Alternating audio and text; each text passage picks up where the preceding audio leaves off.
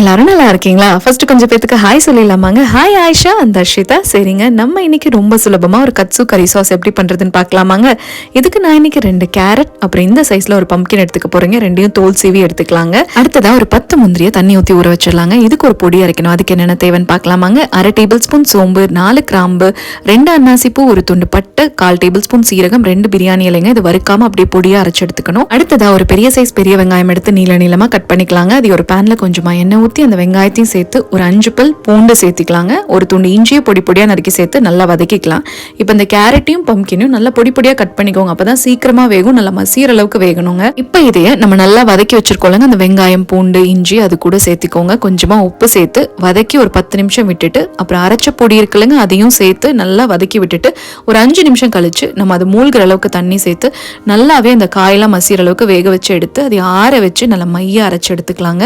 பாருங்களேன் எவ்வளோ நைஸா இருக்குன்னு. ஸோ இது கூட தேவையான அளவு தண்ணி சேர்த்துக்கலாம். ஏன்னா நம்ம முந்திரி அரைச்சு சேர்த்துறப்போ அது நல்லாவே கெட்டியாகுங்க. அதனால தேவையான அளவு தண்ணி சேர்த்துக்கோங்க. இந்த அளவுக்கு தண்ணி இருக்கணும். அதுக்கப்புறமா கடைசியாக முந்திரி அரைச்சி ஊற்றி அப்புறம் ஒரு 5 நிமிஷம் நல்லா கொதிக்க விட்டு இறக்கணும்னா நம்மளோட சூப்பரான கட்சு கறி ரெடிங்க. கலர் பார்க்கறதுக்கே ரொம்ப அழகா இருக்குல்லங்க. இது வரைக்கும் இந்த ரெசிபி நீங்க ட்ரை பண்ணது இல்லைன்னா கண்டிப்பா ட்ரை பண்ணி உங்க குழந்தைகளுக்கு கொடுங்க. அவங்களுக்கு ரொம்ப பிடிக்குங்க. இது கூட ரைஸும் பிரெட்டட் காலிஃப்ளவரும் வச்சு சாப்பிட்டா சும்மா அப்படி இருக்குங்க. பிரெட்டட் காலிஃப்ளவர் ரெசிபி இந்த வீடியோட லிங்க் பண்ணியிருக்கேன், செக் பண்ணி பாருங்க. தேங்க்ஸ் ஃபார் வாட்சிங்.